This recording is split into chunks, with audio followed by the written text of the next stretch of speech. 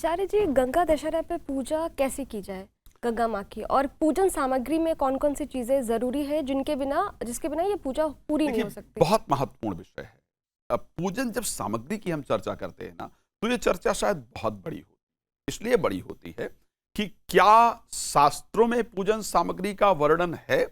क्या आज हम सामग्री प्राप्त कर रहे हैं? श्री रामचरितमानस के अंतर्गत भगवान राम ने कहा कि सब मम प्रिय, सब मम उपजाए। ये जो प्रकृति है, ये मेरी उत्पन्न की।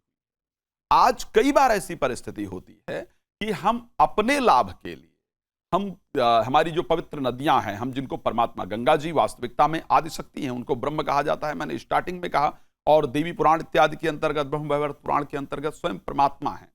हम कई बार मेरा जो जीवन है वो सुखी हो जाए, इसके लिए हम गंगा जी को दूषित करने से भी नहीं पीछे। सबसे पहली चीज ये है कि सामग्री का वो प्रयोग करना चाहिए जिससे गंगा जी दूषित ना हो।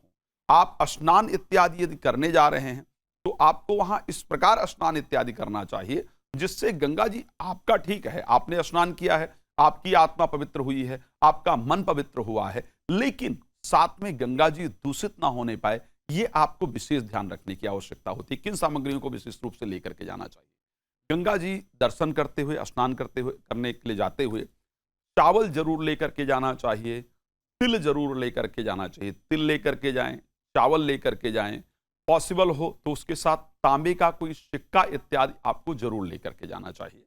बहुत लोग गंगा जी में जाकर के दीपदान इत्यादि करते हैं।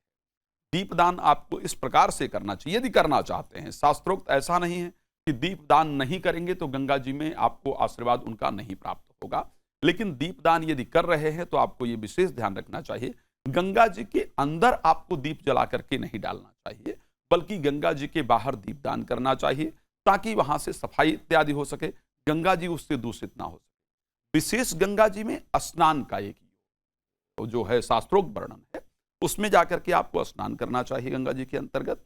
तिल और चावल से दक्षिण की तरफ मुख करके आपको गंगा जी में अपने पितरों के निमित्त तर्पण इत्यादि करना चाहिए। पहले जब आप गंगा जी में स्नान का विशेष नियम है, और जब भी गंगा जी में आप स्नान करें तो हमारे लिए क्या नियम होना चाहिए? एक तो सबसे पहले अपने मन को शुद्ध करते हुए, अपने मन को पवित्र करते हुए माता गंगा का श्रद्धा से स्मरण करना चाहिए। एक बात ध्यान रखिएगा, बाहर कहीं पाप किया जाए ना तो 1 गुना उसका फल हमें, पाप का फल हमें प्राप्त होता है।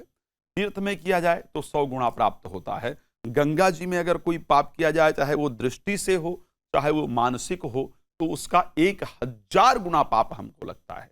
इसी प्रकार पुण्य के लिए है, बाहर किया गया पुण्य 1 गुना, तीर्थ में किया गया 100 गुना, गंगा जी के तट पर किया गया पुण्य 1000 गुना फल हमको प्रदान करता है। तो गंगा जी में कुछ डालने के बजाय अपने दृष्टि को, अपने मन को शुद्ध करते हुए, सात्विक करते हुए, पवित्र करते हुए जाना चाहिए। पूर्व की तरफ मुख करके आपको श्रद्धा से स्नान करना चाहिए, और पूर्व की तरफ ही स्नान करने के बाद श्रद्धा से देवों के निमित्त तर्पण करना चाहिए। ओम श्री विष्णुवे नमः तर्पयामि, श्री ब्रह्मणे नमः तर्पयामि, श्री शिवाय नमः तर्पयामि। इस प्रकार देवताओं के नाम से 3-3 अंजलि, हर एक देवता, अगर देवताओं का नाम याद है, कुबेराय नमः, इंद्राय नमः, ठीक है, तो उनका 3-3 अंजलि इस प्रकार आपको हाथ के अग्रभाग से प्रदान करना चाहिए। नहीं याद है तो सिर्फ भगवान विष्णु, भगवान ब्रह्मा और भगवान शंकर, जिनका नाम याद है, उनके द्वारा करना चाहिए। फिर उत्तर की तरफ मुख करना चाहिए, और उत्तर की तरफ मुख करते हुए हाथ से इस प्रकार अंजलि को उठाना चाहिए, और उठा करके बीच के भाग से ऐसे अंजलि गिराते हुए ऋषियों का स्मरण करना चाहिए। भृगु का स्मरण करना चाहिए, भृगुआय नमः, वशिष्ठाय नमः। इस प्रकार ऋषियों का नाम लेते हुए 3-3 अंजलि अपने ऋषियों के नाम से उत्तर की तरफ मुख करके देना चाहिए। फिर दक्षिण की तरफ मुख करना चाहिए।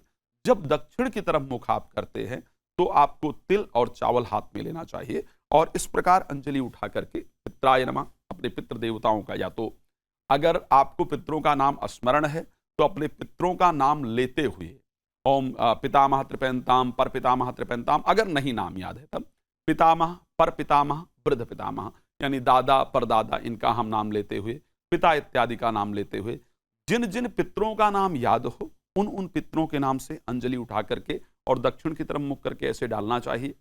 जिन जिन पितरों, अगर किसी पितर का नाम याद नहीं है तो सर्वेभ्यो पितरेभ्यो नमः तृपयन्ताम, सर्वेभ्यो पितरेभ्यो नमः तृपयन्ताम, सर्वेभ्यो पितृभ्यो नः तृपयन्ताम। इस प्रकार से करते हुए सभी पितरों के निमित्त 3-3 अंजलि देने का प्रयास। अगर सभी पितरों के लिए एक साथ कर रहे हैं तो सिर्फ 3 अंजलि दीजिए।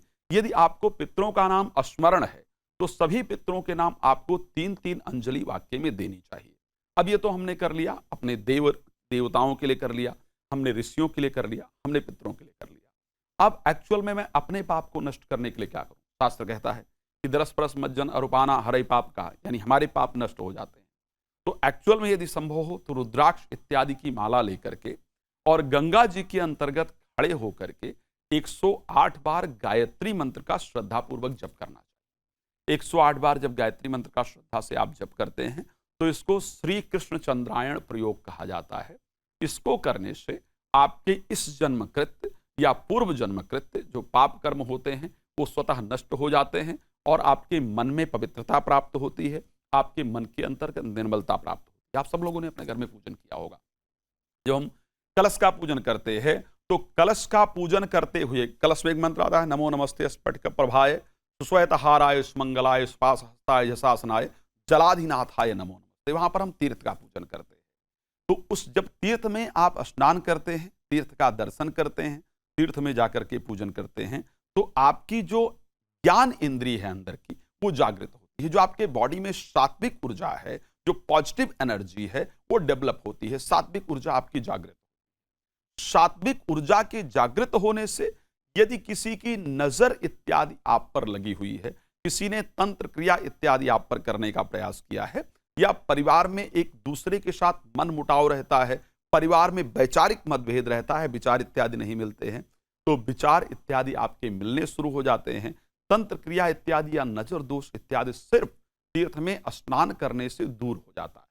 उसके साथ साथ यदि कोई भूत प्रेत इत्यादि की बाधा भी है तो शास्त्रोक्त एक मान्यता है, गंगा में स्नान करने से प्रेत बाधा इत्यादि आपकी दूर हो जाती है। अब आपको स्नान कर लिया है, स्नान करने के बाद मैंने दोबारा कहा कि गंगा में दिया जला करके या फूल इत्यादि लेकर के या धूप इत्यादि लेकर के गंगा में छोड़ देना बेहतर नहीं। बिल्कुल स्पष्ट कह रहा हूं, क्योंकि उनको स्वच्छ रखना ही हमारी सबसे बड़ी पूजा है।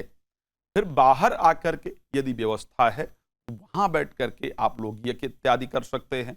अच्छे सात्विक ब्राह्मण अगर वहां या कोई भी धार्मिक व्यक्ति अगर वहां मौजूद हैं तो उनके द्वारा आप वहां यज्ञ इत्यादि कर सकते हैं। वहां पर आप दान इत्यादि कर सकते हैं। वहां जो गरीब इत्यादि हैं उनको भोजन करा सकते हैं और उनका स्मरण करते हुए आप अपने घर वापस आ सकते हैं। एक बहुत महत्वपूर्ण, हम पूजन तब नहीं होता है जब हम पूजन करने बैठ जाते हैं। जनरली हमको ये लगता है जब हम पूजा करने बैठे हैं तो हमारा पूजन प्रारंभ हो रहा है। शास्त्र ने पूजन का या गंगा स्नान की 3 चीजों का वर्णन किया है। प्रथम, मध्यम और उत्तर, 3 प्रकार की पूजा होती है। प्रथम पूजा, मध्यम पूजा और उत्तर पूजा। जब आप घर से गंगा स्नान के लिए निकलते हैं तो उस समय से आपके जो गंगा स्नान की प्रक्रिया है वो प्रारंभ हो जाती है। रास्ते में आपकी जो मानसिकता है, आप जाते हुए यदि किसी की बुराई करते हुए जा रहे हैं, किसी के बारे में गलत सोचते हुए जा रहे हैं, आपकी दृष्टियां गलत है, तो ऐसी परिस्थिति में गंगा स्नान करने से आपको कोई फल प्राप्त नहीं। घर से निकलने से लेकर के वापस घर पहुंचने तक, बस वास्तविकता में तो हमेशा ही होना चाहिए, आपके मन में कोई विकार नहीं होना चाहिए। गंगा जी के बारे में आपका स्मरण होना चाहिए, ब्रह्म का आपका स्मरण, ब्रह्म के बारे में आपका स्मरण होना चाहिए, मन में आपकी प्रसन्नता होनी चाहिए। तो ऐसी परिस्थिति में गंगा स्नान का आपको फल